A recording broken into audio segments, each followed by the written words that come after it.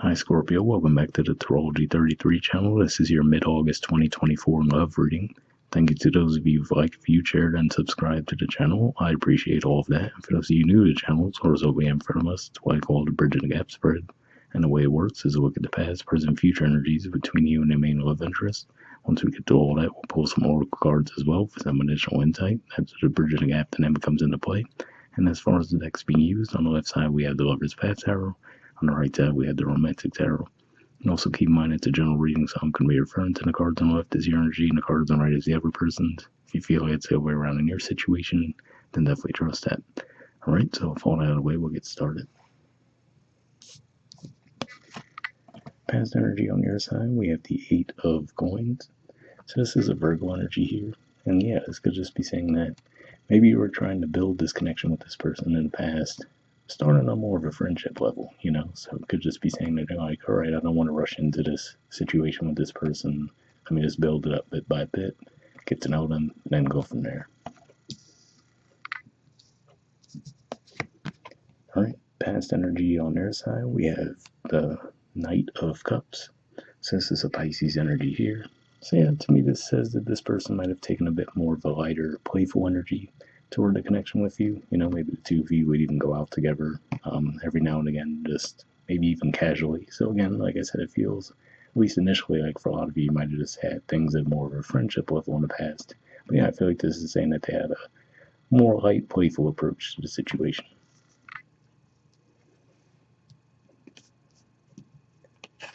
All right, present energy on your side, we have the Ten of Staves. So yeah, this is a Sagittarius energy here. So I feel like this is saying that the passion for this person might be strong in this moment, but at the same time, you might feel like it's becoming a bit of a burden, right? Where you might feel like you're doing pretty much most of the heavy lifting within the connection, and that might be something that's starting to bother you at this time.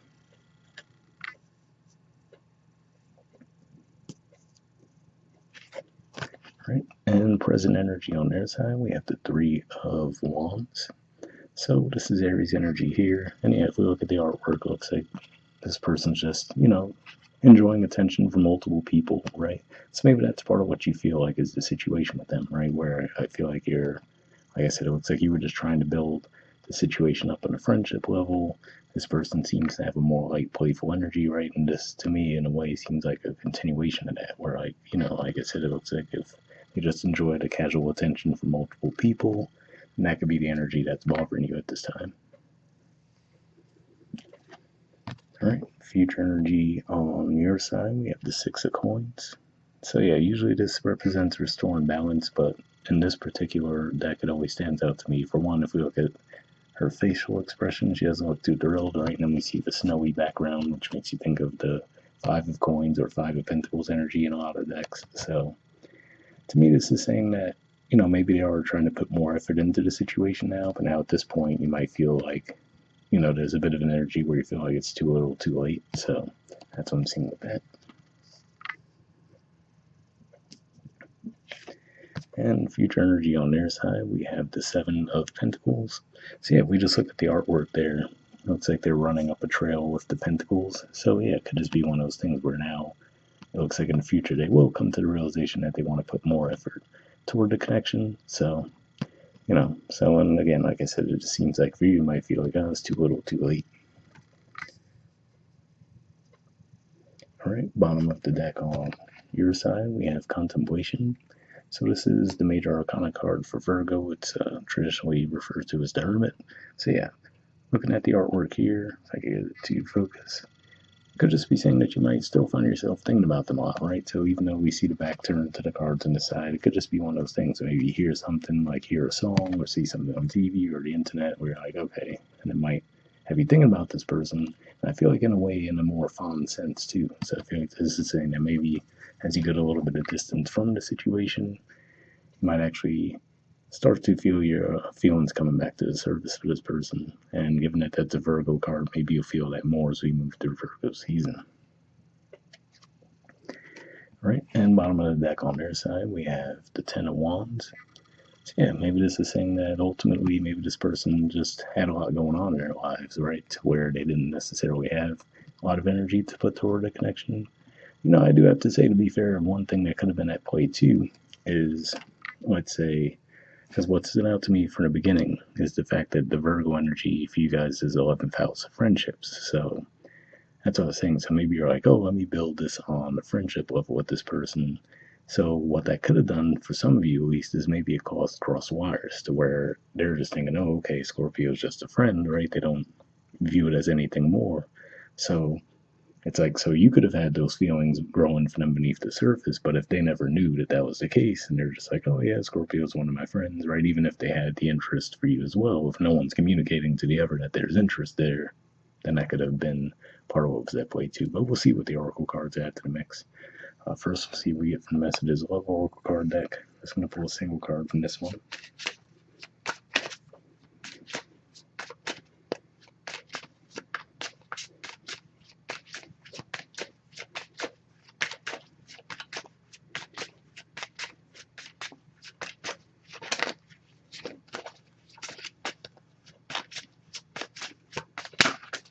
Almost have one there.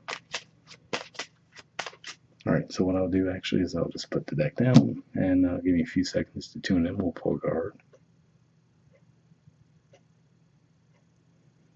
Okay, we'll take this one here. Let me get this out of the way. And next what we'll do is we'll pull a card from the Wisdom Oracle deck. So same situation, I was going to pull a single card and then we'll read the messages from both and wrap the reading up with that.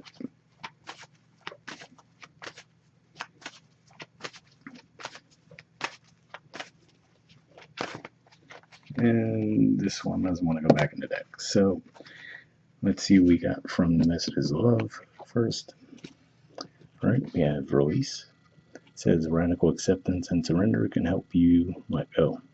See, interesting message there, right? Because it could just be saying that as you get to that Ten of Wands place, right? We're like, okay, well, I guess, this person isn't interested, right? Where, like I said, if you feel like you were the one doing all the work in the connection, and then you start to give less to the connection, it looks like that could end up actually balancing things out, right? Even though you didn't necessarily intend that to be the case, and then you would have to figure out at that point, right? Like I said, it seems like in the future, if they do put effort in toward you, you're gonna feel like, too little, too late. But I feel like that's something that you guys would have to figure out for yourselves if it is good enough or not. And from Wisdom Oracle, we have serendipity. There's the artwork, and the number is 18. So we'll see what this has to say.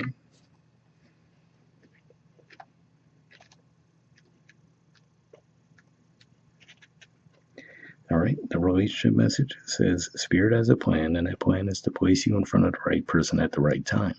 You have met or are about to meet someone vitally important to your journey, someone Spirit wants to bring into your life. Only divine forces can plan this meeting. It is out of your hands. Pay attention to the signs Spirit presents. So interesting message there, right? Where it talked about timing and it's out of your hands, things along those lines. So, and then pay attention to the signs Spirit presents. That makes me think of the contemplation energy, where I was saying, maybe you hear a song or see something online or on TV that makes you think of this person. So I feel like this is saying that, if you do decide initially, if they come forward and they put more effort toward you, like, I don't know if that's good enough, right? I would say just see if you do start to get signs, right? Because like I said, for some of you, for example, maybe the issue at play was you're thinking to yourself, oh, I like this person, I want to build it up at the friendship level. And then you're starting to get bothered by it because if you never expressed to them that you had that interest, right? They might not even known that you were interested in anything more than a friendship, and that could have been why it never really went to the next level. So, and obviously it takes two people to get in that situation too, right? Because if they had interest, they could have just as easily expressed it to you. I feel like this is saying if you do get to that point of frustration, just keep an eye out for signs, right? If you start to get signs, maybe letting you know that, okay, maybe I should reach out to this person, maybe I should be more open-minded toward the connection. I feel like this is saying that that would be a good thing to do. But hope it resonated with you guys. I'll wrap up then. I'll see you all next month. All right, bye.